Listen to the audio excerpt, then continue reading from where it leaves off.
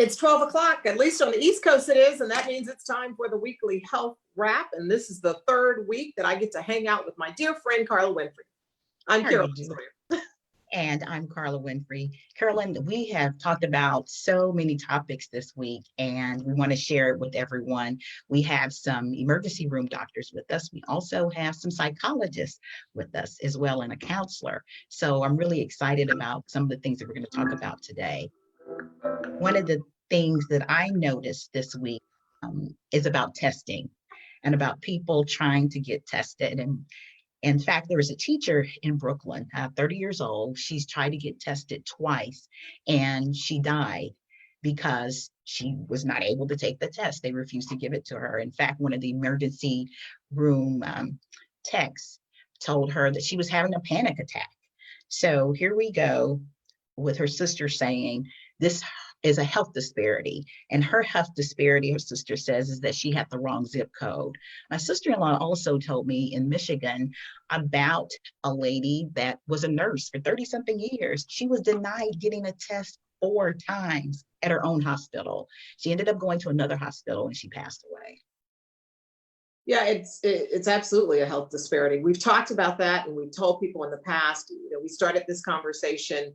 It's been now more than 3 weeks. We've simply been doing the health wrap in the last 3 weeks. But when we started with our public service announcements that Dr. Hildreth recorded for us, we also had the hour special with these four doctors who are on the advisory board for the National Conference to Eliminate Health Disparities. And they talked about what they call social determinants. And some of those social determinants, one of them is the zip code in many instances, and certainly other things that can affect whether or not you're getting an equal shot at treatment. We're going to talk some about that today as we are talking to some doctors, and they're coming up in our next block. That was the story that caught your attention. The one that caught my attention, because I kind of live out of a suitcase when I'm not quarantined, was my email that came in about 24 hours ago from American Airlines. And American Airlines told me to be prepared to put on my mask, which is fine. Although I have to tell you, Carla, I'm still going out and I'm still seeing people that don't have the mask on. This I don't get. I just don't get. And we're going to talk to the doctors about that. If you've got a question for the doctors, now is the time to be thinking about that so that you can actually text us and we can get it out there. I'm also curious as to how you feel about a mask, wearing a mask on the plane. Go ahead and send us a question. Your Facebook is active and live, and we want to hear from you, and we'll share your questions with the doctor. But I'm also curious. I know we raised this question some time ago where it related to going into supermarkets, and overwhelmingly people were like, I'm cool with that. I'm cool with that. If they tell you to wear a shirt and shoes, they can also tell you to wear the mask, because the question was, should they tell you or ask you? And most people were like, they should tell you. Well, one thing we know that Georgia last week opened up a lot of things. The state of Georgia, Dr. Sherry lives in Atlanta. She had an interesting experience. I was actually talking with her on the phone last night when she went to pick up some food. And when she got to the restaurant, it was supposed to be a walk-up, that you have the food ready and the person just walks up to the window. And she looked in there and she said, there are people in here without masks and they're actually preparing food. Yeah, there's got to be a better protocol, because quite frankly, I'm listening to the professionals, to the doctors, to the science. I'm not listening to the politics. And the reality is we're still in this. Everyone today, we're still in this. We are not over this, but we've got those doctors. We don't want to take long, but we do want to hear again from Dr. Hildreth, because I think he reminds us what we all should be doing at this very moment.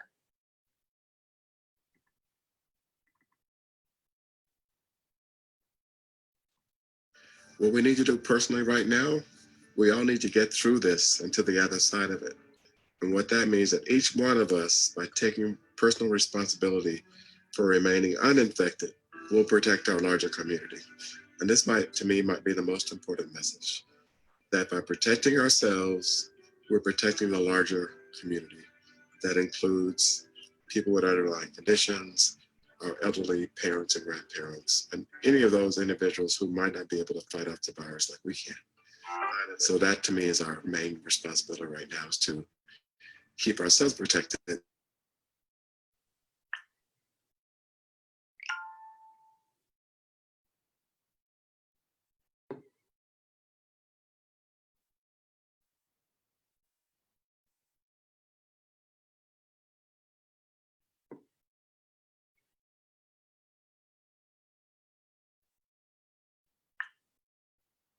We're back. I think we had a technical difficulty there, but that's okay. We're ready. We're rolling with it.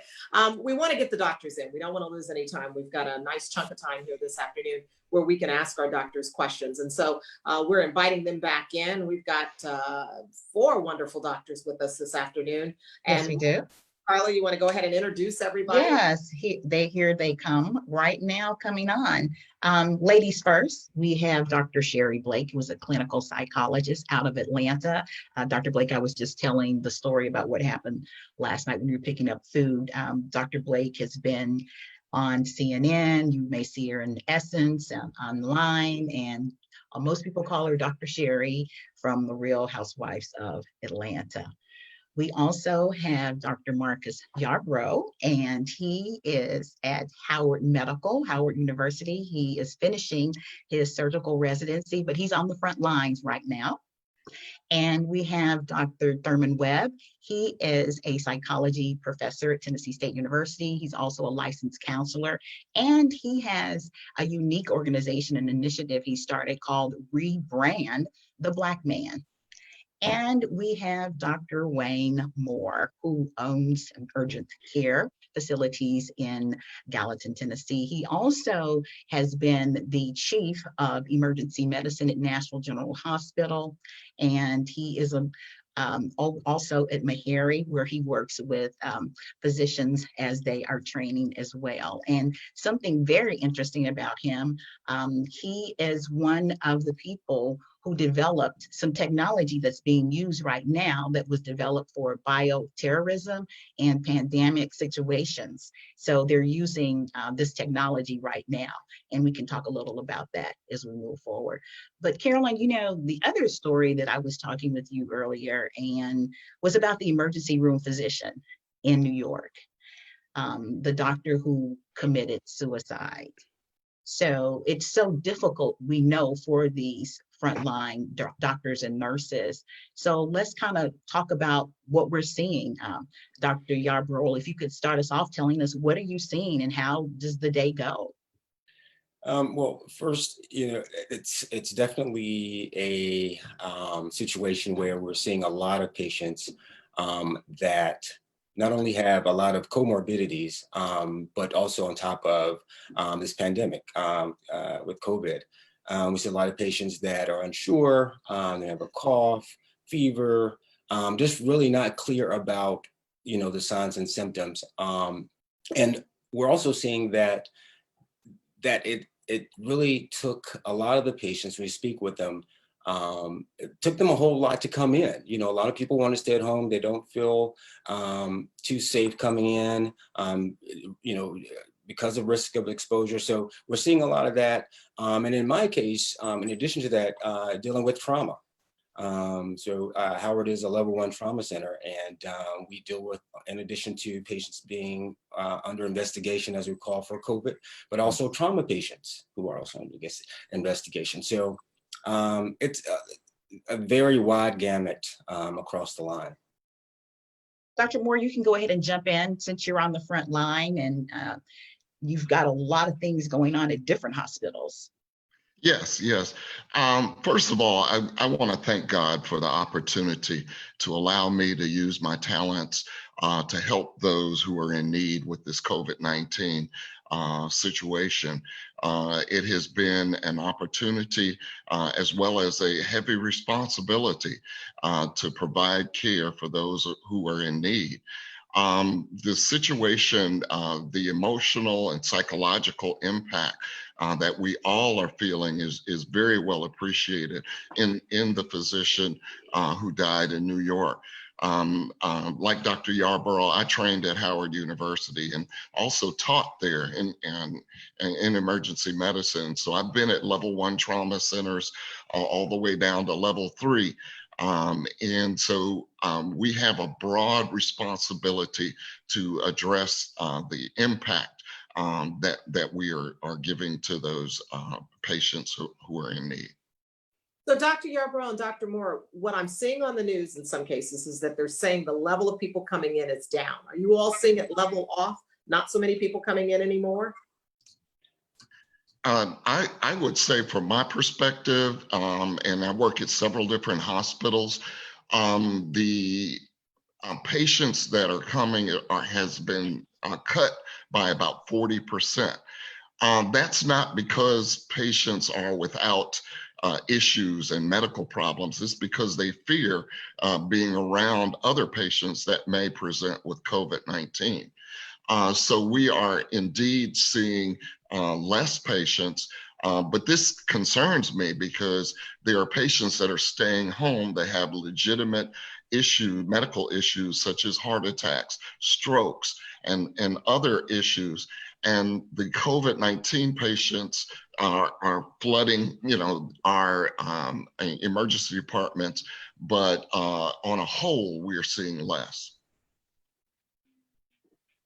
So I Okay. think, go ahead. Sorry. No. What about you, Dr. Yarborough? Yeah, I definitely agree with Dr. Moore, especially our colleagues in the ED at Howard are seeing somewhat of a decline. But again, it's confounded on a lot of patients that still also have these comorbidities, diabetes, hypertension. So it's a staccato piggyback that we're seeing. But I think the sentiment is, to stay away. If I go to the ED, it's going to increase my risk of exposure. So we may not see these patients as we were seeing them early on in the month or in the past month. So I think there has been somewhat of a decline.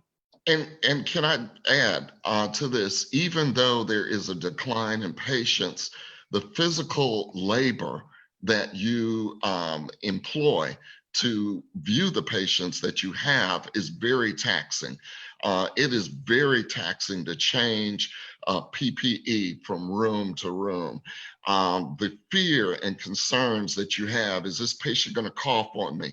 Is this patient going to, infect me? Those demands have increased, even though the volumes have slightly decreased. The stress is enormous right now. And speaking of stress, Dr. Sherry, I know you deal with, your husband's physician, and you deal with a lot of physicians who are trying to decompress. And what are you telling them, and what are you seeing? I'm seeing similar cases where there's some intense stress, and people are trying to be brave. You're doing your job, you're doing the best you can in circumstances that are really unusual. So you'll have people that are coming in that are already stressed. And I think a lot of the healthcare workers, although they may not say it verbally, they are extremely stressed because they want to go home to their loved ones too. They don't want to become infected. And I listen to nurses, I listen to different ones, and it's very frightening. And I know of a nurse is really not wanting to work right now. And she feels guilty because she feels like she's needed on the front line, but she has young children. So she's torn between family and trying to save the world. I know anxiety is really high. We have over like 40 diagnosed in the United States with anxiety before this started. So you can imagine what the numbers must be like now. So you have not only the anxiety around the fear of what has happened or the fear of what's going to happen, but we are grieving. We're all grieving a whole new life change. It's like we're grieving not only in terms of life as we've known it, we're losing people, and as they go into the hospital, it's interesting, the whole point about fewer people going in because they are frightened. Not that they're not sick, they are frightened in their home. So by the time the physician gets them, they're going to be even sicker. So, that all plays a role. So with that, we're grieving loved ones. We can't have funerals like we used to. You grieve a loss of children are grieving, loss of prom, loss of schoolmates. We're grieving loss of jobs. It's a whole mass grief, and we're not prepared for that level. So what happens with a lot of people, it's overwhelming. And so we do see a spike in terms of alcohol use. We do see a spike in terms of abuse. We see a spike, and my guess is going to be even higher in terms of suicidal rate or either ideations. And those are real concerns, mental health concerns. And then you have those people who are already in that category. So now it's really escalated to the point that that people are fighting. And keep in mind, where when people were stressed, they used to go to places like church to decompress. They used to go turn, there's nowhere to turn to, and they really are socially and physically isolated. Although we encourage them to reach out to social media, we encourage them to use, Facebook, use the technology we have. But the reality, it is very, very frightening because it's an unknown space. I want to Dr. get Webb. Dr. Webb in here, Carla, because I saw him nodding a couple times. Yes, yes, and especially since he deals. And I want to remind people, I know a lot of people have joined us. Here's an opportunity to ask these doctors questions. If you want to text me a question, I will convey it to the physician so that they can answer the questions. We want to give you a resource. If you're wondering, how can you manage this? That's what I'm wondering, Dr. Webb, but what would you add? Yeah, just to kind of echo what Dr. Sherry was saying, we talk about COVID in terms of its direct effect on individuals, but it also has this indirect effect on people who call themselves to be a little bit far removed. Change is difficult for anyone. And so what we're saying with individuals, because we're still doing telehealth sessions with our regulars, we're having new people access this space, all because it's changed for everyone. And it is a type of change that you really don't have an option. Like, people seem to accept change better when they have options, but this is one that is imposed on us, for safety reasons. And so people are having a tough time wrapping their minds around, what does this new idea of normal look like for me? And it's not just about you, but your actions necessarily impact others, and their actions impact you. So it is the true definition of collectiveness. But we know that over time, we have been operating as individuals in this silo, like, my decisions only affect me. And COVID has disrupted all of that altogether. And so people are really trying to wrap their minds around this collective way of living life with COVID, because, like the doctors have already said, it's here. It will evolve. And there's a lot of information on this internet. And so now they're becoming bombarded with information. It is stressing them out. That stress is impacting the way they make decisions. And they, in some shape, form, or fashion, they're having this vicarious trauma, and they're making decisions, trauma-informed decisions. And so we're spending a lot of time trying to make sure that people put things in alignment, steering them to individuals like Dr. Marcus and Dr. Wayne, Dr. Sherry, so that they can get accurate information, because misinformation has been just as much of a problem as COVID has during this pandemic. And Dr. Wayne, you can speak to that. Oh, yes. And talking about misinformation, I'll just jump in on that. The hydroxychloroquine assertion that was put out there was truly detrimental.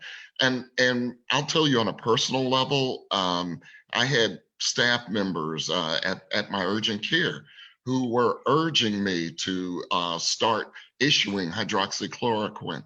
And we literally had an all-day disagreement on the fact that it was not supported by science, that the numbers that were used in the research that was quoted, the N numbers were 26 patients and 40 patients, which is totally ridiculous.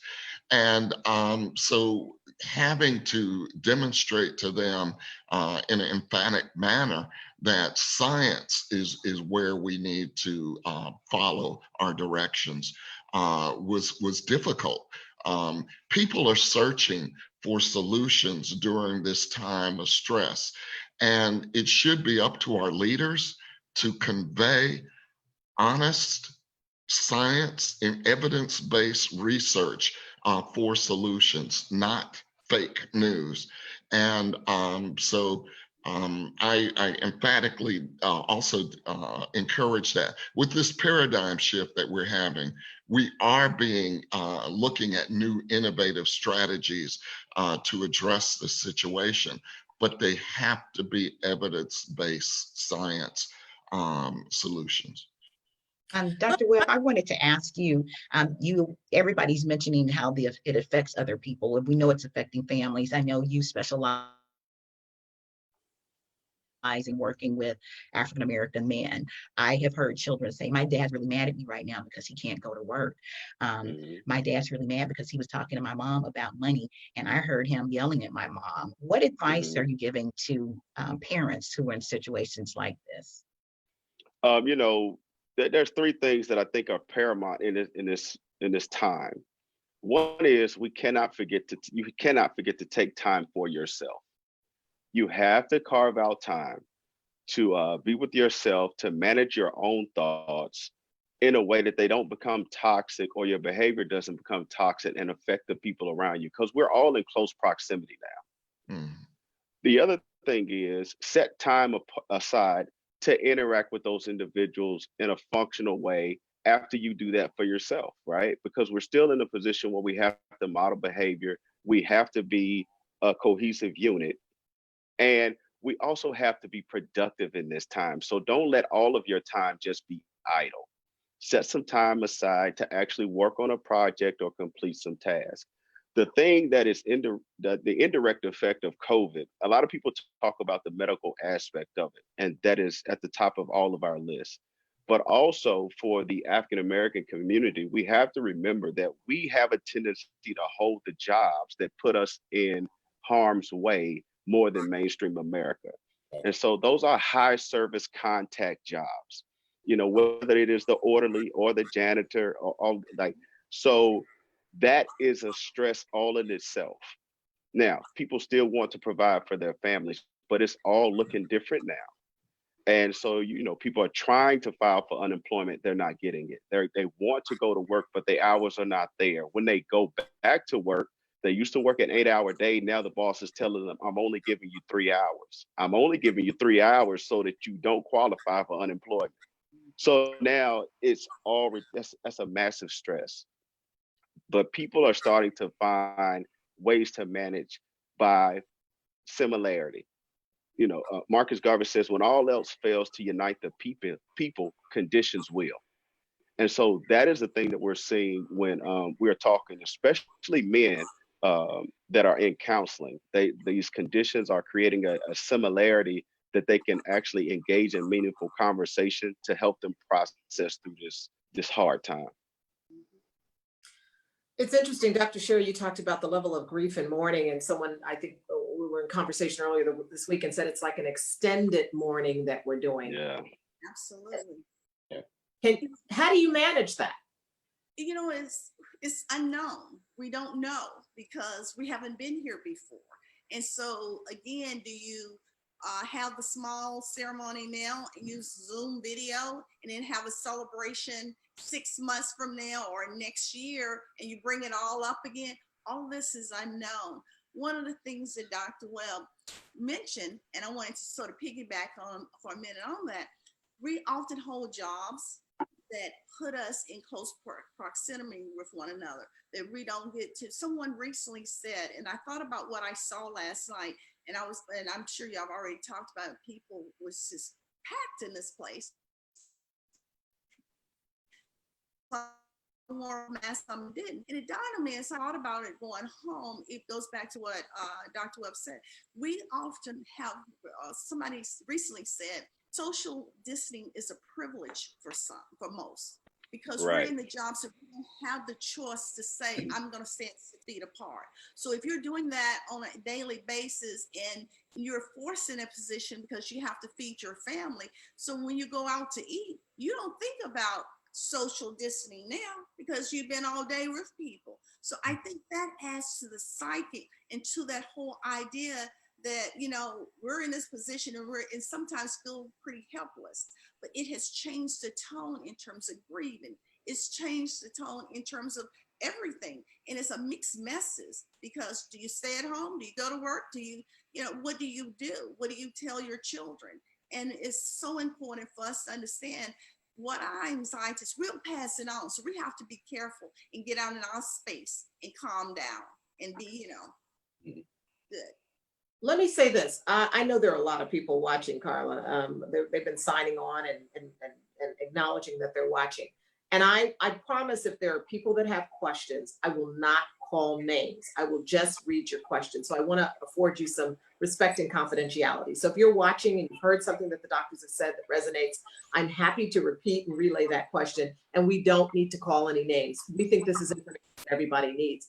I want to go back though to when Dr. Yarbrough, when we first spoke, one of the things that you said to me about some of the patients that were coming in there at the Howard Hospital in Washington, D.C. is that COVID wasn't necessarily at the top of their list of issues they were struggling with.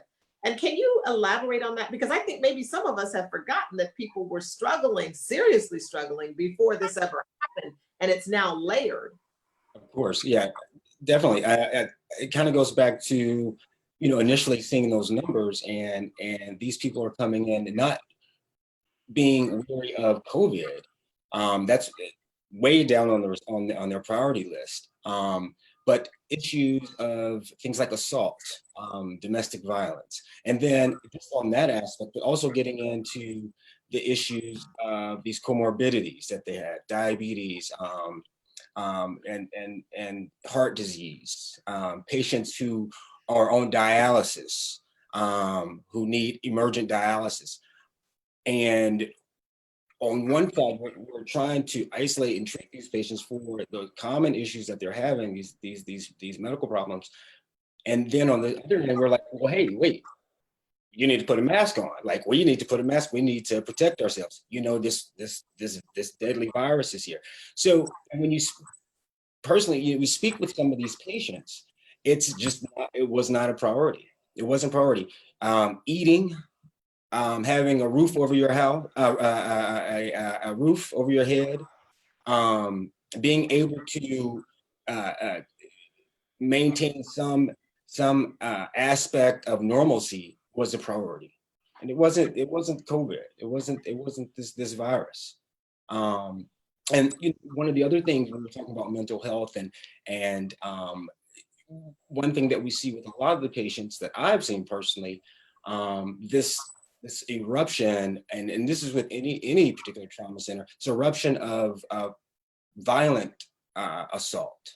And I was wondering, is this a direct effect of COVID because of we have this social isolation, and are people getting frustrated? Are people not able to have the tools? And especially, as we all know, in the African American community, do we have the tools to cope with some of these things? So age-old problems that have definitely upheld themselves now and emerged 3-4-fold in the face of COVID. So yeah, those are some of the things we're seeing.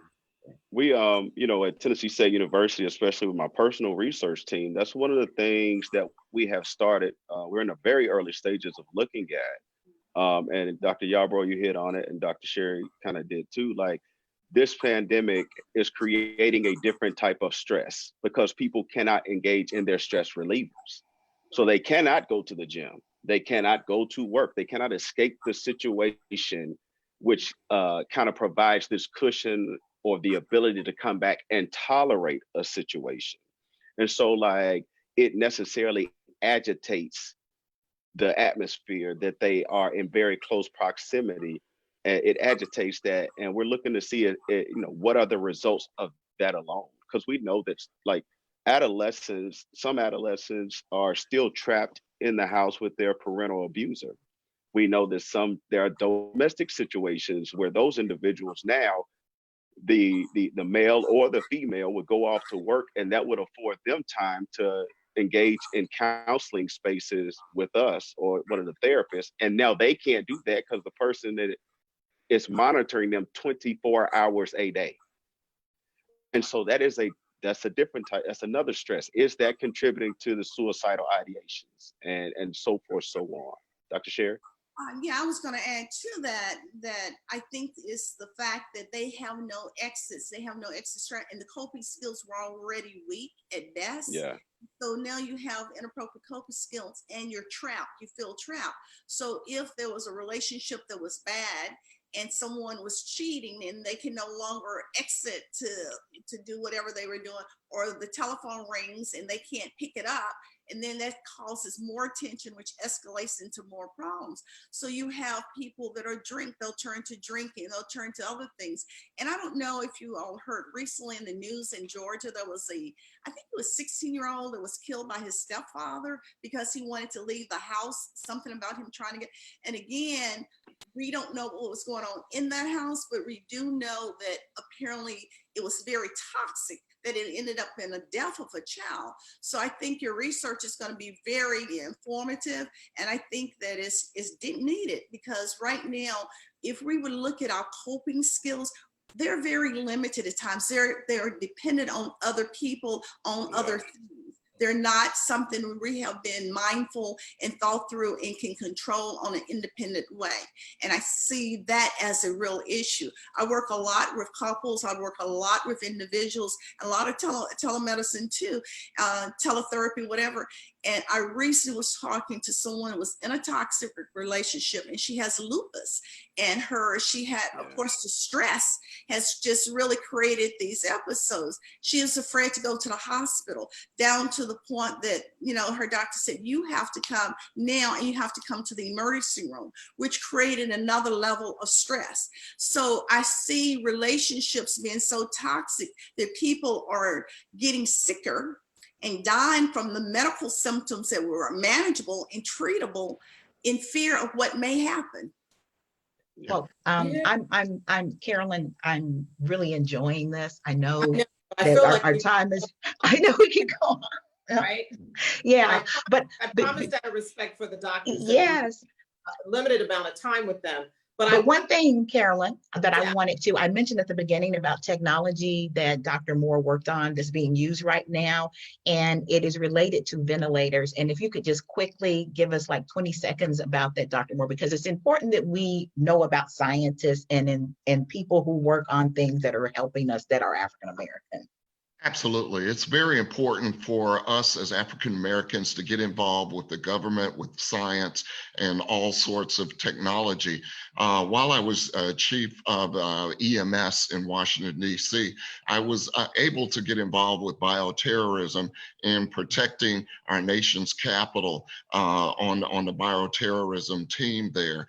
Subsequently, moving to Nashville, I got involved with the state of Tennessee bioterrorism department at the Tennessee State Health Department.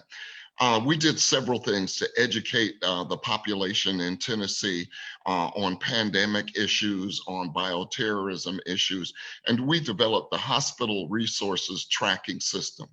Now, you've heard of the issue in New York where they didn't have enough ventilators or ICU beds, and it was a very laborious process to transfer patients from hospital to hospital, depending on the impact that current hospital was experiencing.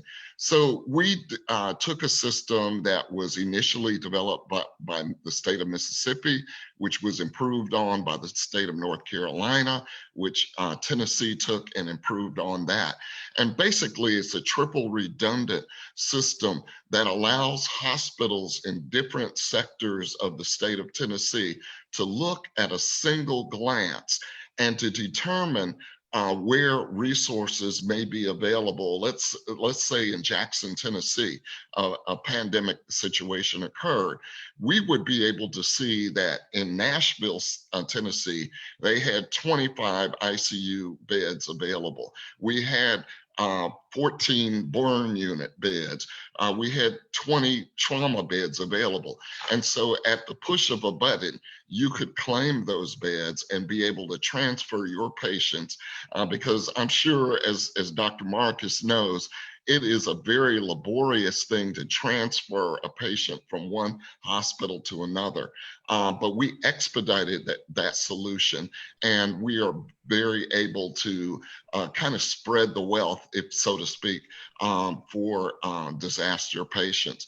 We also are looking at other types of innovative factors. I'm currently working on a project, and unfortunately, it might have been tainted a little bit, but we are using UV light to look at certain solutions. You can definitely sterilize personal protective equipment so that it can be used again and again.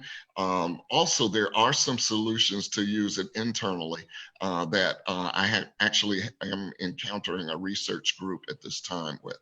Well, thank you very much. So to close it out, I want to just, if I could, doctors, would you humor me with a show of hands on two questions that I have? One is your personal activity in going outside the home. Well, first of all, how many of y'all are going out for non-essential stuff?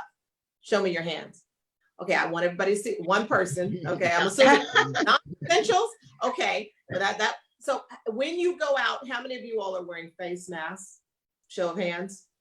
No, we're Okay, I see it on you your know neck. we're in. And how many of you all think that, as we are hearing in the news this week, it will return in the fall? That we're likely to see COVID in the fall. What are you thinking? Yeah, definitely. So I definitely believe it will. Definitely, yes, resurgence. Yeah, So we need to- and they're the experts, but history says that that will be the case. Okay. Well, we started talking. I want to thank you all so much for being with us today. We had a huge audience. I know talking about mental health issues sometimes is a little uncomfortable in our community, but I'll tell you what, we'll do this again because I think it's so important. And as I promised, we'll give you as much confidentiality for those who are watching who might have questions for our doctors that are on. We started talking about testing. We're actually going to end talking about testing. And the testing I want to talk about is, this is my shero of the week. You all probably saw this story as well. This is a doctor in Philadelphia who grew frustrated, absolutely frustrated with the fact that there were no tests or not enough tests that were available in the community. And as a result, she actually took it upon herself to set up testing in the parking lot of a church in Philadelphia so that folks in our community could in fact get their test. And so my shero of the week is this physician in Philadelphia who is actually helping patients and being sure that they actually get the tests that they need. And if it has to happen in our church parking lot, it has to happen in our church parking lot. I know in our community here, we're going to be starting testing on Monday in church parking lots. So again, we want to commend you all for being on the front line and doing everything that you're doing to help those in our community. And thank you for being with us today on the Health Wrap.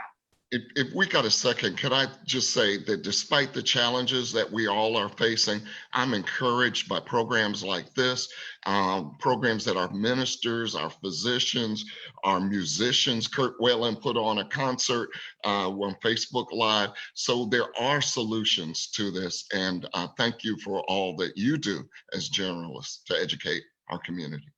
Well, Thank you all. we appreciate that. And I wanted to say, you guys, this is Mental Health Month. So we will be Yes. talking throughout the month about mental health issues. Well, thank you. Thank you everyone so much for being with us. And we thank those who are watching, who have taken the time to watch today. We promised you it's not CNN. We simply want to take some time and get you to focus and point you in the direction of things you need to find out more information about so that you can take care of yourself and your family. Yeah.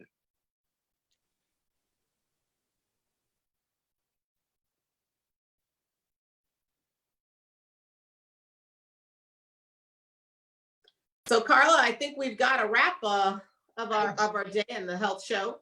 The health I wrap. think, yes, I think we do. I was just thinking, what am I going to do? One of the things I'm going to do, being it's Mental Health Month, is what's a relaxation technique? And for me, it's baking. And I was reading on Twitter from the Wall Street Journal about bananas and banana bread.